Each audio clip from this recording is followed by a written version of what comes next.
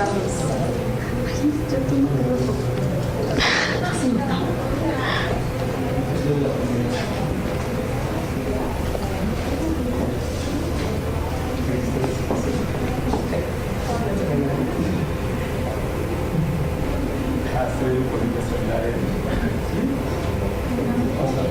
Ponemos una sencilla con signo de sodio de aquí. Es lo que hace el pegue.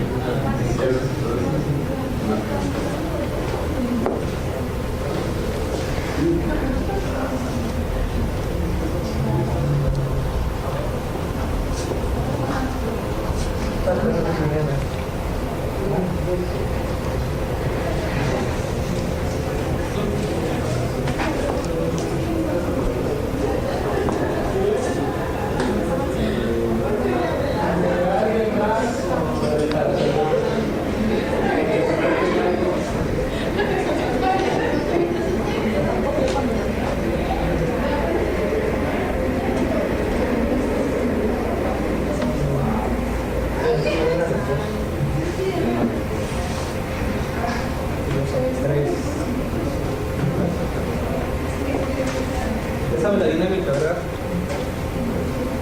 Sí, con la roja es fuera, ¿no? ¿La roja es fuera? La roja ya te falta. Ya. Es fuera. México.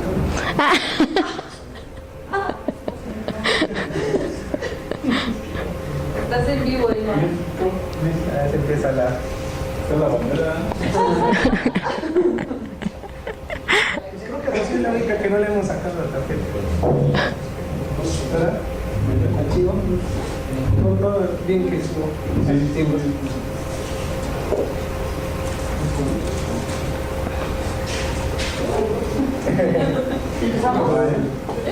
No me pides haciendo esas cosas. José y María está enseñando a dónde le toda la cosa.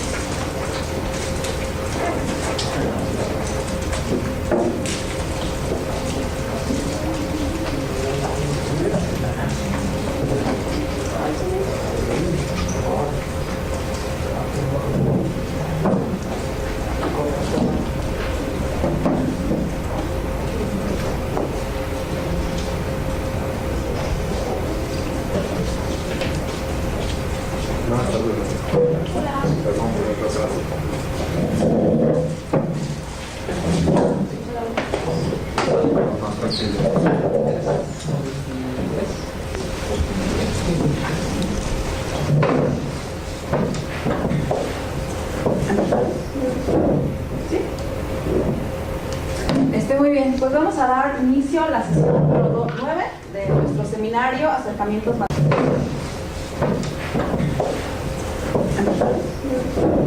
¿Sí? Muy bien, pues vamos a dar inicio a la sesión número 9 de nuestro seminario Acercamientos Matemáticos. Y en esta ocasión toca el turno a la doctora Guadalupe Morales. Guadalupe viene de estudió el doctorado en la Universidad Autónoma de Puebla, en la Facultad de Ciencias Físico-Matemáticas. Actualmente está en una estancia postdoctoral aquí en la UAM Iztapalapa. Sus temas de interés son el análisis funcional, la teoría de integración y las ecuaciones diferenciales generalizadas, ¿verdad? Entre otros temas de interés. Pues vamos a dar comienzo a su charla. Ella nos va a hablar del teorema fundamental del álgebra. Adelante. Gracias. Bueno, primero quiero darle las gracias a los organizadores por esta oportunidad. Es la primera vez que me toca hablar ya aquí de postdoc, así que ahora les vengo a hablar acerca del teorema fundamental del álgebra. La charla va a consistir en lo siguiente. Primero voy a dar una pequeña y muy breve reseña histórica de este teorema.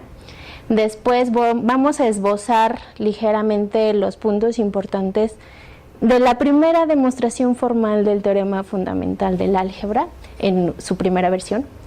Y para finalizar voy a dar una demostración visual del teorema fundamental del álgebra. Bueno, vamos a empezar. ¿Qué dice este teorema? Bueno, en una de sus primeras versiones dice que todo polinomio no constante con coeficientes complejos tiene al menos una raíz en el campo de los complejos. Nosotros ahora sabemos que todo polinomio de grado n tiene n raíces, ¿no? Y equivalentemente, pues, se resume a este segundo enunciado, que cada polinomio se puede expresar como producto de factores lineales reales o cuadráticos reales. Esto nosotros ya lo sabemos. Pero bueno, ¿desde dónde se empieza con este problema, no? Pues desde los babilonios. Ellos empiezan a estudiar ecuaciones de segundo y de tercer grado.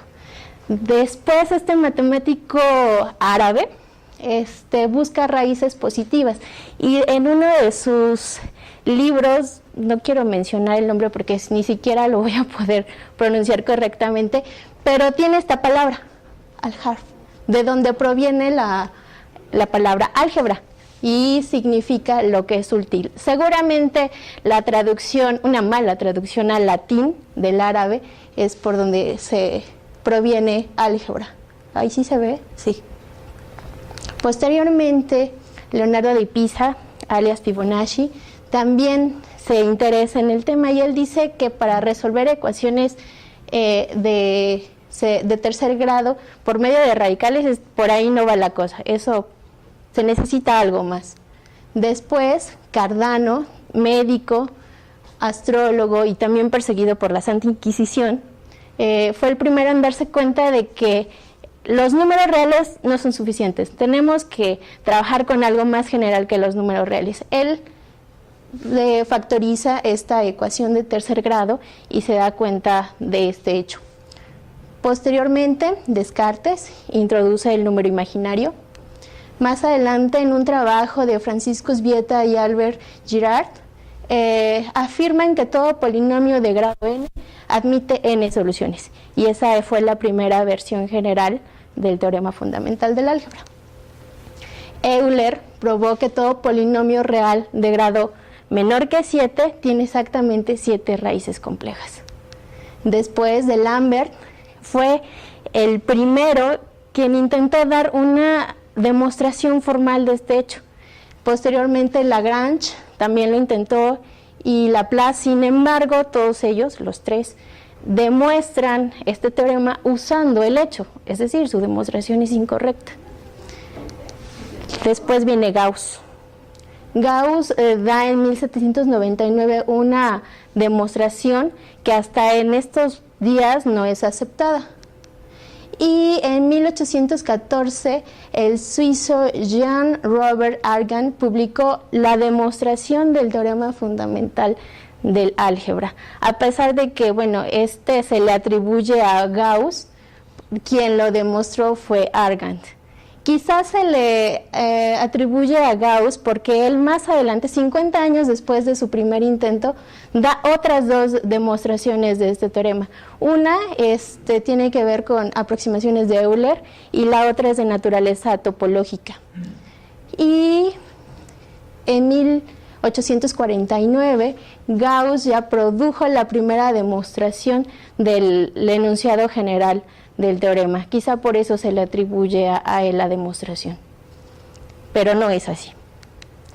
Bueno, nosotros vamos a ver la demostración que da Argand y para lo cual vamos a necesitar primero demostrar este lema que se le conoce como el lema de Lambert o desigualdad de Argand. Vamos a considerar un polinomio de grado n y si en un complejo A este polinomio es diferente de 0, entonces para todo disco alrededor del punto A va a contener un punto interior tal que se satisface esta desigualdad. O sea, que en un punto interior el polinomio evaluado en ese punto interior, en módulo, es menor que P de A, o sea que evaluado en el interior, bueno, más bien evaluado en el centro del disco. Para la demostración de este lema vamos a requerir tres cosas, que ya lo sabemos. Todo polinomio pues es una función continua y cualquier número complejo con valor absoluto 1 tiene una enésima raíz. y bueno, toda función real definida sobre cualquier compacto alcanza un mínimo. Nosotros sabemos que alcanza un máximo, bueno, pues también va a alcanzar un mínimo si está definida sobre un compacto y si es continuo. El primer paso, bueno, vamos a considerar que R es el radio del disco. Los puntos en el interior de este disco son de esta forma, A más W, donde W en módulo es menor que R, ¿no? Para que esté adentro del disco. Y vamos a ver que el polinomio evaluado en un punto interior se puede desarrollar como esta suma, donde C es un número complejo y R es un polinomio de grado n menos m, tal que en 0 se hace 0. Estas son cuentitas que no quiero pasar mucho tiempo en detalle revisándolas. Vamos a subir esto a la plataforma o en Facebook para que ustedes lo puedan revisar. Por definición, pues se tiene la primera igualdad. Luego, para obtener esta segunda igualdad, lo que hacemos es desarrollar este binomio. Simplemente podemos intercambiar las sumas teniendo en cuenta, bueno, cuidando los índices. Evaluamos en la primera, vemos que es PDA. Seguimos con lo demás, pero ahora desde i igual a 1. Hacemos nada más esta sustitución, definimos al DI como esta suma. Ahora lo que vamos a considerar es el menor m mayor que 1, tal que el índice i sea diferente de 0, o sea, el menor de los índices, tal que di sea diferente de 0. Y luego lo vamos a factorizar de esta igualdad. Es lo que vamos a hacer.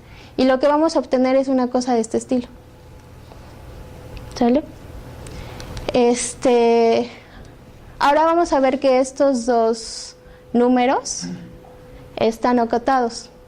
Bueno, si tomamos a W menor que P1, definido como esta enésima radical, o raíz, perdón, pues entonces es claro que tenemos esta desigualdad, ¿no?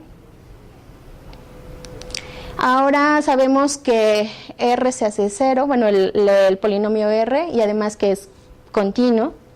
Entonces lo podemos acotar para todo W lo suficientemente pequeño. ¿Sale? Eso lo obtenemos. Entonces, para W lo suficientemente pequeño, más pequeño que P1 o P2, entonces vamos a tener estas dos desigualdades, ¿no? La primera por cómo tomamos W y la segunda porque el polinomio es continuo. Ahora vamos a considerar a mu, una enésima raíz de este complejo que en módulo es 1. La podemos considerar. Y vamos a definir, aquí vamos a tomar a epsilon menor que el mínimo de P, las P anteriores, y R. Y vamos a definir a este W0 como este producto. Aquí, y vamos a ver que ahora A más W, definiéndolo como B, está en el interior del disco y además se cumple esta desigualdad. Está en el disco, pues ¿por qué? Porque el módulo de W0 pues es epsilon.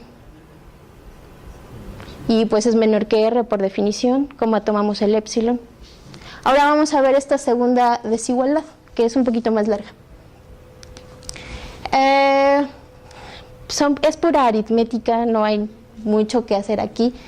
C de W0 a la M, sustituimos qué es lo que valía W0 por que mu era la enésima raíz de este numerito. Lo podemos sustituir también y definimos a delta como de esta manera. Por las desigualdades primeras que vimos, tenemos que delta es menor que 1. Ahora vamos a ver que precisamente P evaluado en este punto interior del disco es menor que P de A. Esta es por definición. Vamos a sustituir aquí cuánto vale CW0 a la M, que es menos delta de PA.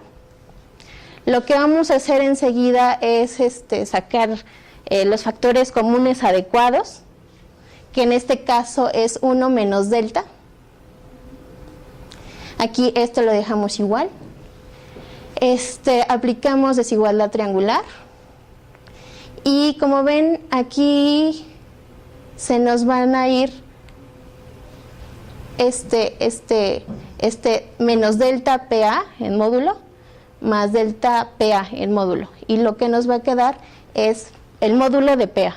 Entonces ya tenemos que para este punto interior, evaluado en el polinomio y el módulo, es menor, que el polinomio evaluado en el centro del disco. ¿Sale? Ahora sabemos que los polinomios pues, son funciones continuas, además tomamos un polinomio de grado n.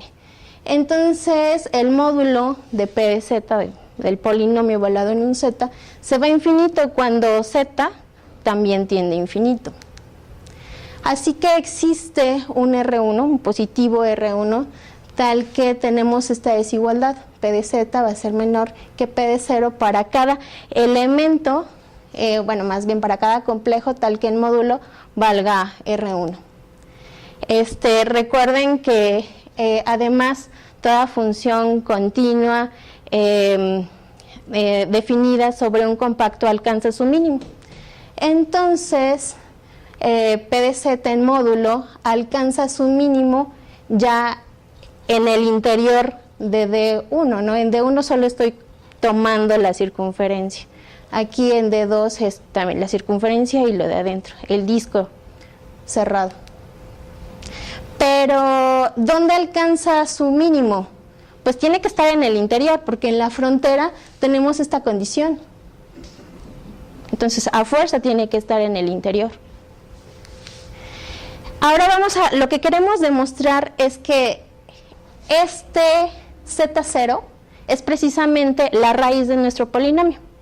Vamos a definir a otro polinomio g de z de esta manera, como p evaluado en z más z0. Lo que queremos ver en realidad es que g de 0, que es p de z0, es igual a 0. Vamos a suponer lo contrario. Primero nos vamos a dar cuenta que g alcanza su mínimo en z igual a 0, ¿no? Por lo anterior. Vamos a suponer que g en 0 es diferente de 0. Por el lema de Lambert o la desigualdad de Argand, pues existe un punto en el interior del disco 2 tal que tenemos esta desigualdad. ¿Pero esto qué nos dice? Que entonces, ¿cómo es g evaluada en 0? Pues entonces esto nos está diciendo que no alcanza su mínimo ahí, ¿no? Que g en 0 es más grande que otro punto evaluado en el interior del disco. Entonces esto nos lleva a una contradicción. Por lo tanto, g de 0 debe ser 0. Y así, z0 es una raíz del polinomio original. ¿Preguntas? Bueno, esta es... ¿Sí? ¿El método en sí que fue reducción al absurdo? No, esto es una contradicción. Lo importante fue demostrar el lema de Lambert. Ya con todo lo demás, esto es contradiciendo tu hipótesis ya. ¿Sí? Ahora, para finalizar, me gustaría mostrarles un programita. Bueno, más son grafiquitas. Por ejemplo, miren, si se dan cuenta, aquí tenemos un polinomio de grado 2. La idea de aquí es que nosotros tenemos un polinomio P de grado n, no sé, P, evaluado en z, ¿no? Pero z es un complejo, ¿no? Z lo podemos ver como R coseno de teta más I seno de teta, ¿no? Con teta en 0, 2pi. Es decir, mi z va a recorrer esto, no sé aquí cuánto valga R, ¿no? Pero va a ser esto. Vamos a variar z. Entonces, pero z, ¿cómo se varía? Tiene dos parámetros, teta y r. Para empezar, teta va a correr aquí, va a variar aquí. Pero si nosotros ahora variamos R, o sea, si el radio se hace más pequeño, entonces lo que va a pasar con esta función de este segundo, el polinomio de segundo grado, pues es que esto se va a hacer chiquito. Voy a bajar. Este churrito, por decirlo de alguna manera, se va a hacer pequeño, ¿no? Aquí el radio es, me parece que 4. Entonces, este punto va a pasar por el origen. Lo que significa, entonces, que vamos a tener, para una R adecuada, un radio adecuada, vamos a tener una raíz. No, es lo que nos diría, vamos a ver si es cierto. Yo lo tengo para R igual a 4. Sí, vamos a ponerle 3. Vamos a definirlo y luego corremos la gráfica. Y sí, miren, reducimos el radio y aquí este chorrito ya pasó por el origen. Entonces, y sí, en R igual a 3, pues esa es una raíz de ese polinomio de segundo grado. ¿Qué pasa si lo hacemos más pequeño?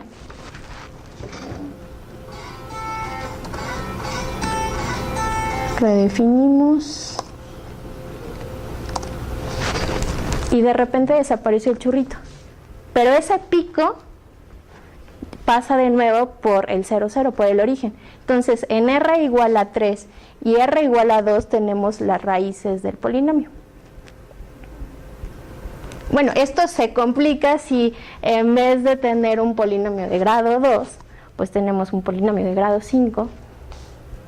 O si las raíces pues fueran, imagínense, un irracional, sería más difícil aún encontrarlo. Sin embargo, es una demostración gráfica en cierto punto. Y bueno, eso es lo que les quería mostrar. Este archivo junto con la demostración se sube a la plataforma en algunos días para que ustedes lo tengan. Y bueno, en el reto matemático, que está muy fácil, van a poder graficar funciones no así, más facilitas. Pero lo puse así el reto porque creo que Wolfram es una muy buena herramienta que nos saca de muchas cosas, muchos problemas. Es muy importante ver tener visualmente lo que se está haciendo, saber qué es lo que está pasando con funciones, dominios contra dominios, gráficas, raíces, no sé, infinidad de cosas. Y pues muchas gracias por su tiempo. Acabé bien rápido para ver el partido.